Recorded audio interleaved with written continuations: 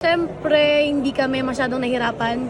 Yun nga kasi kasama ko na since high school yung karamihan sa teammates ko. And isa siguro siya sa mga key factors ng team namin. Kasi there was a time na break kami, Christmas break, halos 2 weeks, 3 weeks.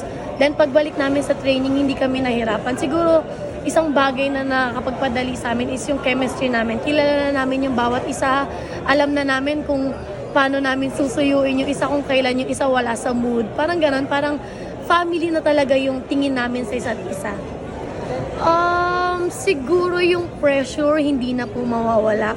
Siguro sa lahat naman ng players or team, yung pressure nandun talaga. Pero I think sa team namin kasi, kailangan lang namin i-surpass yung expectation ng sarili namin sa team, hindi yung expectation ng ibang tao.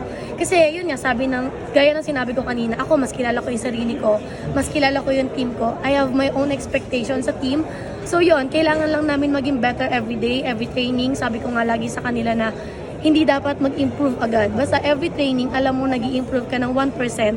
And at the end of the day, nakapag-improve ka kahit papaano. And pagdating na ng UAAP, yun na yung pulido na yung galaw mo and maayos na yung sistema ng team.